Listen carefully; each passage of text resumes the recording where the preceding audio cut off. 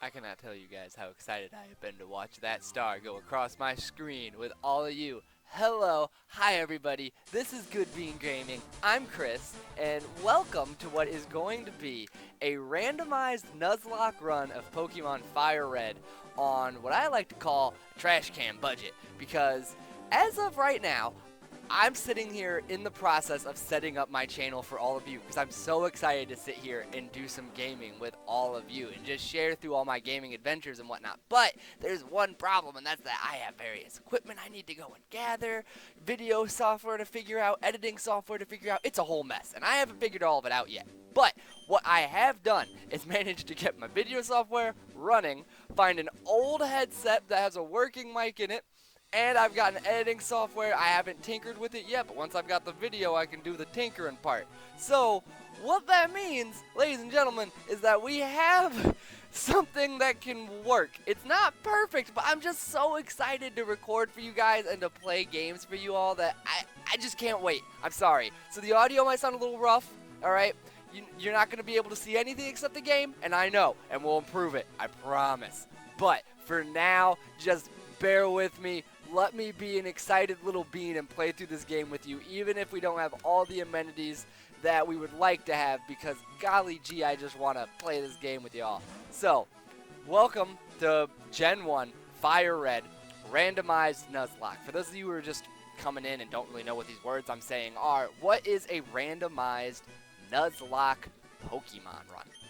Well, as Professor Oak is just sitting here kind of rambling on, and we're going to have to sit there and pick our name, we'll get into the rules. Just let me get through our character creation first. So first off, we're gonna be a boy or a girl. We're gonna be a real life grill, and I think our name is gonna be. Let's get. Where's that Q? I know you're hiding from me. There you are. I think you can run. You can. We're gonna be Squibble. Welcome to the adventures of Squibble. A dashing young lass, ready to start her Pokemon adventure, but her rival, what do we name this? Purple pants wearing mauve. You know what? Because of the purple pants, I'm going to name you Afton. Alright, Afton. Let's see how many people get that, and we'll see how many times I have to have a heart attack fighting you and your scary ass. Now then, let's get into this Pokemon game. So, we're in it. We're live, we can do whatever the heck we want, and that means the weirdo run with a weirdo name is officially a go. So, while I sit there and get the free potion that's always in your computer, let me tell you exactly what a randomized Nuzlocke is. So first off, the randomized portion. All Pokemon, all items, all trades, all move tutors, everything, if it's a thing, it's been shuffled. If this item used to be a berry, maybe it's a Master Ball. Maybe it's a potion. Who knows? We don't know until we pick it up. Secondly, trainers, gyms, wild Pokemon. They're all random. They're in the same place, right? Tall grass hasn't just magically gotten up and walked off somewhere else, popped a squat in like the middle of the mall or something. No.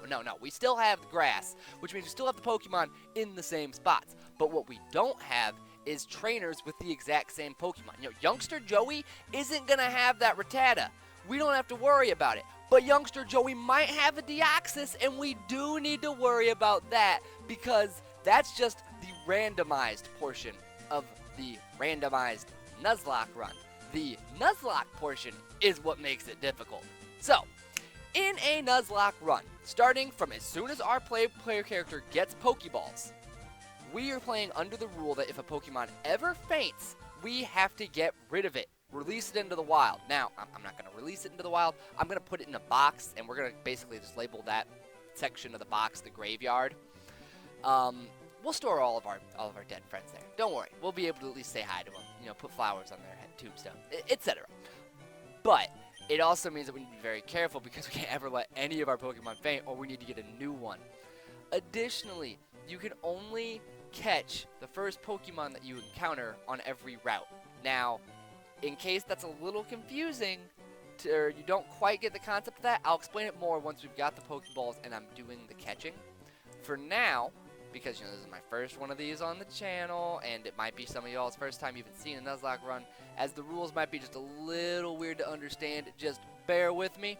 let us get into like the flow of things, and you'll kind of see the rules form together as we're sitting there playing it. It's actually really simple. And one thing about Nuzlocke is that people like to put their own twists and things on them. For example, I've randomized the heck out of mine.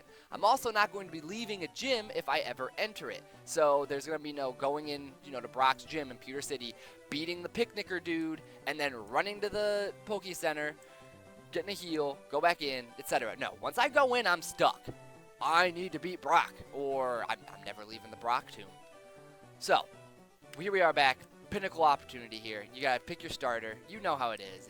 Bulbasaur, Squirtle, Charmander. But I've randomized Pokemon, remember. So we don't actually have a Bulbasaur, Charmander, or a Squirtle, even though the game is going to say that that's what these things are. No, instead we've got random Pokemon. I'm gonna go ahead and pick the ball on the right. That's the one I'm gonna go with, without even looking at what any of them are, because I can preview them. I'm gonna say we're gonna choose that one. This is our starter. This is our boy, our man. He's gonna help us get through this game, god damn it. But first, let's see what the two trash can Pokemon are right here. And keep in mind that Afton over there is gonna take one of these. So hopefully, well, Golduck wouldn't be terrifying.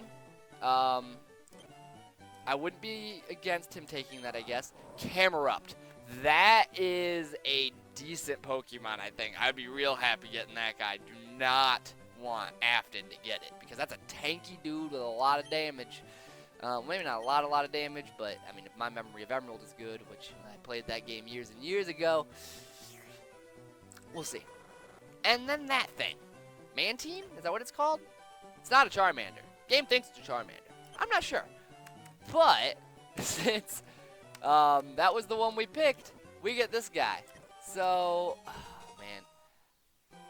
I know what I'm gonna name him. I'm gonna name this Mantine Tennessee. 10. Oh no, I'm spelling that wrong. Tennessee.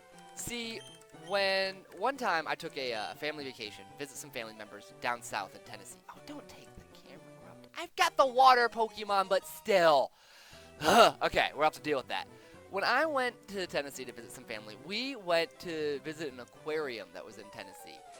Before we went to go to the aquarium, we had sat in there and gone to this like weird beef jerky place that sold jerky of all different types of animals and whatnot. Me, being the oddball I am, I was like, you know what I want to eat? Kangaroo. Because there was kangaroo jerky as one of the options in this jerky store. So I got it. I got the kangaroo jerky, but I didn't eat it right away. No. I had to be a little more dramatic about it. So I waited until we got to the aquarium. I smuggled my jerky into the aquarium, just for the fact that I could say that I once ate a kangaroo inside of an aquarium in Tennessee. I think it's a pretty impressive sentence to put together. Now then, oh my god. Oh my god. Okay. Wait. I don't actually... Okay, my knowledge of Pokemon isn't as amazing as some people that have, played the ever-dying fuck out of it. But I want to see what exactly we got going on here. So first off, I have a minus. I guess Tennessee would be really good with them. That's a weird ability, but whatever. This is what I'm, like, kind of freaking out about. Why are my only two moves Hydro Pump and Hydro Cannon? So, Hydro Cannon is just better Hydro Pump. We use this 5 times, and then we use that. They're strong moves, but it's like, no tackle? No squirt? No. Tennessee apparently came to ball. He's hitting him with the strongest water move that ever has been known to man. And Camerup's completely gone. Level 6 versus level 5 doesn't matter. And some of you might be thinking, hey, why is that starting Pokemon at level 6? Your rival's Pokemon always starts at level 5, and you're right, except for the fact that I also added a bit of a difficulty modifier. All trainer Pokemon will have a 10% level boost added to them. This includes gym leaders and the Elite Four. So, early on, it's not going to be that big of a deal. People will just have 1 or 2 extra levels, but once we start getting really into it, some of these Pokemon are going to be kind of beef, and it's going to be a little rough on us. But it's okay. We'll deal with that as we come to it. For now, let's just let Afton run out. Professor Oak's just going to chill in here, and we can't do much yet. So, we got to be careful because, we don't want our Pokemon to faint because we'd lose it. Except, remember one thing real quick. We haven't started our Nuzlocke run yet. All those weird rules haven't kicked in because we have no pokeballs. The moment that changes, we're going to be playing this game very oddly. For now, we don't have to think about much. We just need to get out of Route 1. Oh, you know what? I'll talk to this guy right now. Yep, he gives you a potion. Oh, and in case you're wondering why, like, time kind of moves fast sometimes, that's Flagon. I love Flagon, because I love Trapinch. It's because I have a speed up button. Basically, if I hold the spacebar down, I can go at warp speeds. Really good for grinding and getting places really quick, just getting through the menus in general, because, you know, Pokemon has a lot of just pulling menus up, waiting for animations to happen, a lot of the same things that, you know, you've seen time and time again, that you just don't need to see a second time. So, he's going to give us the parcel, and here's what's going to happen now. If I deliver that parcel, I will be rewarded 5 Pokeballs, which means the Nuzlocke run will start. So before I do that, I want to try and get as many advantages as I can. Now, I can't go up and, like, loot the forest because this old man has, like, had a seizure and is on the ground. We will get medical attention sent to him as soon as we can. It looks like his lovely wife is keeping him, you know, calm and stable. I see a wallet in his mouth. They propped his head up with a pillow. He's going to be okay, look, but we can't get past him, you know, medical situation. You gotta let the ambulance drive by. But there is this item right here that we can grab. A revival herb. I'm sorry, I assume that's just a revive, right? A very bitter medicinal herb. It revives a fainted Pokemon, restoring HP fully. So question. If a Pokemon faints and dies, is it against the rules for me to use this? Because, like, it's not a revive. It's not even a max revive. It's like some ancient concocted medicine. You know what? My channel, my rules, motherfucker. I'll see how much this revival herb is worth. If it's worth a little bit of money, we'll just sell it for the Pokeballs because we could use the early game Pokeballs, and I think that'd actually be the better move other than just saving the pocket heal, because I'd like to get the beginning just rolling. I'd like to be able to catch all these Pokemon. But, I mean, for now at least, I think I'm going to treat that as a revive. It feels special. Like I have this special bunch of plants I got at the beginning of my journey. If somebody dies, I can basically hold the power of life or death over them. And you know, I could sit there and fight these guys, at least see what they've got going on. A Hydro Pump doesn't kill Illumise level 4, huh? That's kind of interesting. I wonder if our attack is like super weak. Probably is, because we're pretty low level, to be honest. But now that we've made our return trip, let's go ahead and talk to Oak. We'll speed through it because it's just a lot of dialogue. Blah, blah, blah. We get a Pokédex. It's the National Pokédex because I've actually done some things to this save file. So, because it's the National Pokédex, that's why we've got things like Flagon and Illumise showing up already. If we didn't have the National Pokédex, while it would still be randomized, we'd only be seeing Gen 1 Pokemon. And that would kind of make sense for Fire Red, but I mean, why exclude extra content, you know? I see no reason to make the Gen 2 and 3 Pokemon DLC that I add after I beat the 3rd gym. But let's talk more about those rules again. 5 Pokeballs. It's officially a Nuzlocke. So here's how this works. Alright, this is Pallet Town. You know, because when you walk into Pallet Town, on the top left corner, a little signpost pops up. You've seen it. You know it. You love it. But now we need to keep track of whenever that happens. Because as you can see right here, Route 1. That means that we are in this area. Route 1 is the name of the area, and we have not caught something in Route 1 yet. And we have Pokeballs. So, we are going to basically keep track of our very first Pokemon encounter that happens while we are in Route 1. We're saying the game officially started like now, so all the times I was running through, seeing the Flagons, the Illumise, I didn't count. Because I didn't have Pokeballs yet. I couldn't have caught the Pokemon if I wanted to, and there's no reason to punish me and take away my Route 1 Pokemon just because I couldn't physically get the Pokeballs yet. But now that I have them, we'll go back to Route 1. Unfortunately, I have to because it's the way to go. And this is what's going to be our very first Pokemon catch. And it's that Flagon. Level 2. I don't think we're going to catch this thing. I should have healed Tennessee first, just in case this level 2 Flagon has, like, a Hyper Beam. But we can't do anything to weaken it. I'm not going to Hydro Pump or Hydro Cannon it. Those moves are too strong. So we're just going to throw a Pokeball at this thing. And we're going to pray for the best. I don't know what Flagon's catch rate is. I really hope it's low. It doesn't look like it, because it appeared to be caught. It's still in mud everywhere. Electricity got weakened. If it weakened water, maybe I would have considered maybe going for a hydro pump. But for now, we just got to keep chucking balls. We'll speed up because there's not much to do against it. Last ball. Maybe we'll get lucky. Boys, maybe we won't. If we don't, yeah, it is what it is. And we didn't get it, and it used dragon. Oh, you know, it's a dragon type. Oh, I've been playing with fire. Kill it. I forgot. It could have known Dragon Rage and killed me right there, and it would have just ended the whole run. I would have had to start over right from the beginning. That would have been pretty lame. So, we did not catch Flagon. We had to kill it. And what that means is that even if I encounter more Pokemon, like the Psyduck, who's much more catchable, I can't catch him. This Flareon, who I'd love to catch, can't catch it. It is no longer, nothing on Route 1 is catchable to me anymore. And it's a shame, but that is how things are now. So, I can come back here to train, and that would be probably a good idea. Get me something. I learned Crab Hammer. What the fuck is Crab Hammer? I'm sorry, guys. Okay, so slight background. My Pokemon knowledge is not amazing. It's decent. Don't get me wrong. I know some things. But I don't know what the fuck Crab Hammer is. Isn't that like a crabby? Whoa! A large pincer is used to hammer the... What? Pincer? What pincer? Look at this dude. He's just all squish. And, like, pent-up aggression towards Steve Irwin. But that's it. Alright, Dusclops. I kind of wanted to use the... Yeah, give me something to Crab Hammer. What does this even look like? I've never seen this move before. Okay. I like it. So, if we look at our moves, we have 3 all-powerful water moves. We basically never going to use Hydro Pump unless it's our last move, because it's just a worse Hydro Cannon. Hydro Cannon is the big damage, and Crab Hammer does slightly less damage than Hydro Pump, but it's just more accurate, like Hydro Cannon. So yeah, it looks like Crab Hammer is our basic move, Hydro Cannon our big move, and Hydro Pump is our, hey, we ran out of moves move.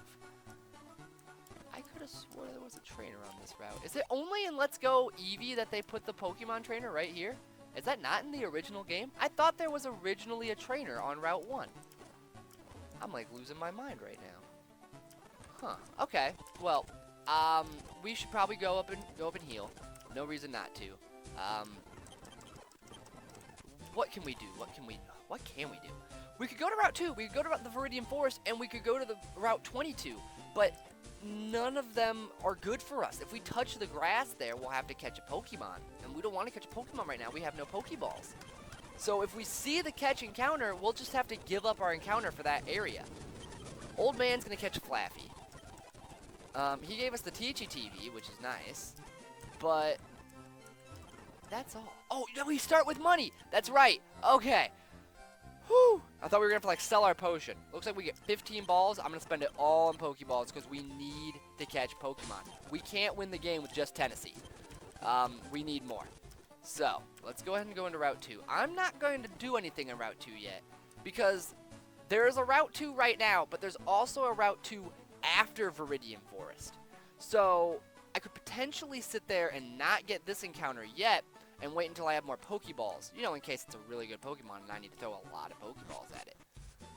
So we're going to dip into the Viridian Forest real quick. Part of my strategy right now. So, there's an item right here.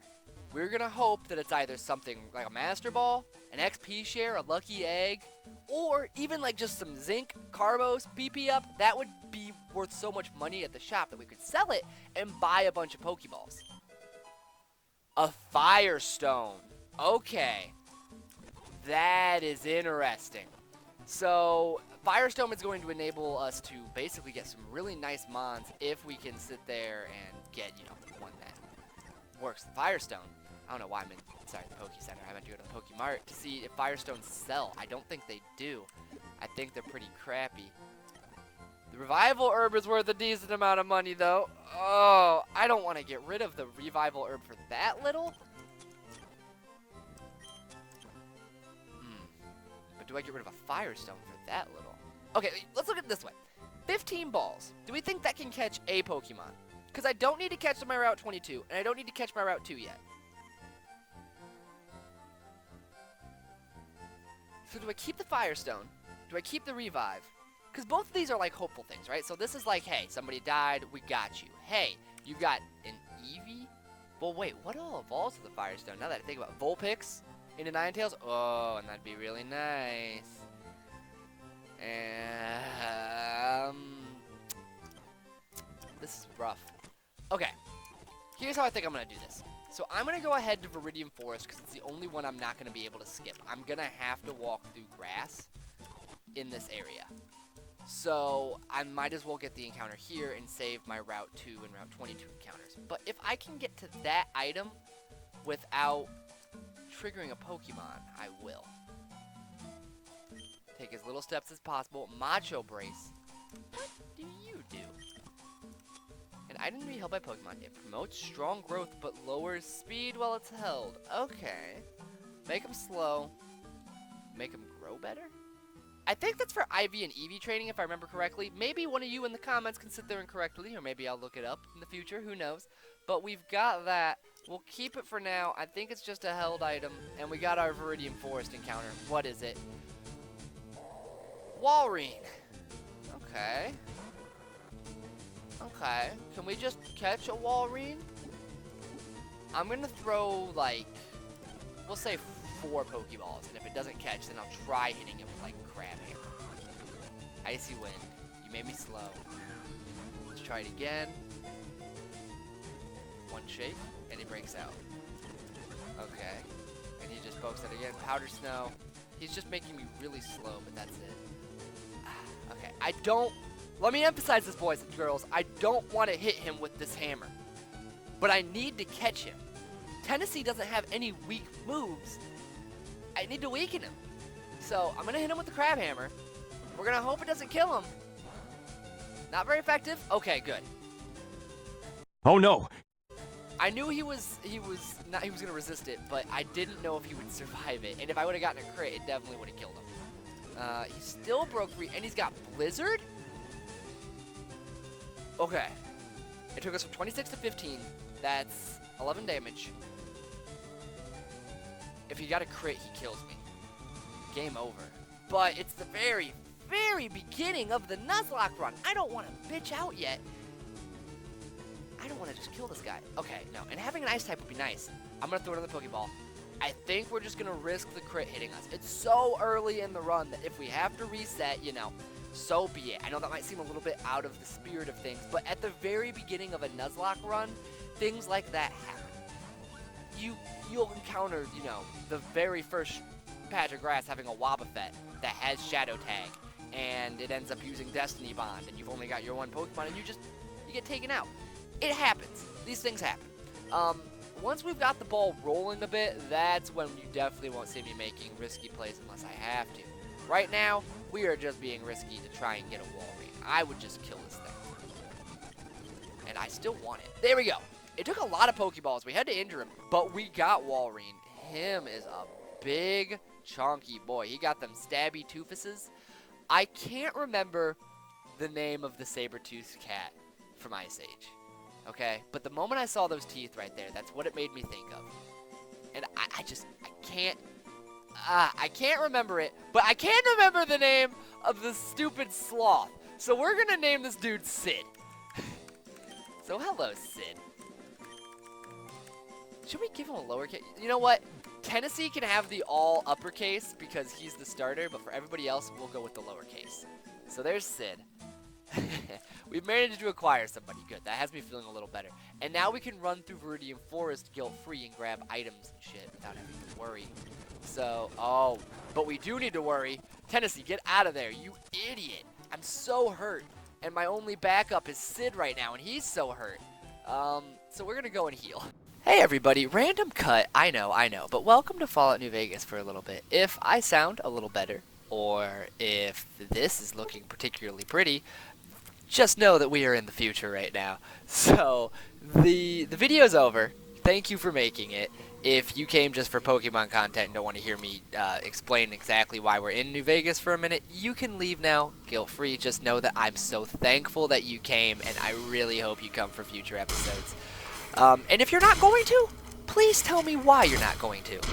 I want all the feedback you have to give me, honestly, good or bad. like and dislike the heck out of everything. But the reason I'm here in New Vegas is because when I recorded, I had one intro at the very beginning of my episode, and then one outro at the very end. Well, not episode, my recording session.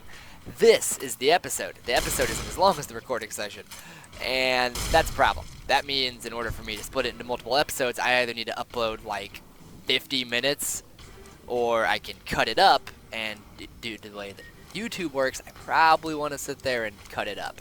So, plus it means I can sit there and get the video about half edited, and then get a video to you guys, and then work on the other half, which is actually what I plan on doing. So, thanks for joining me in what is one of my favorite games ever, and is definitely going to be coming on the channel, especially if you guys ask for it, Fallout New Vegas, for just a minute or two. I enjoyed having you, and I enjoyed having you in the Pokemon series. I'm so looking forward to recording more. As soon as I edit the rest of my video that I have recorded already, I'm getting right back into it. I'm so ready. And just on one final note, guys, seriously, thank you so much for watching this video and joining me on the very first step of a long adventure through gaming with all of you. I'm going to be playing through so many games on this channel, so many different twists, so many different challenges. I'm just so excited, and I'm so excited to bring it all to you, and I'm so excited for the next video. So you know what, guys, I'm going to stop rambling on and end this so I can get to editing part 2. Thank you all. I will see you in the next episode. Hugs, kisses, and goodbye.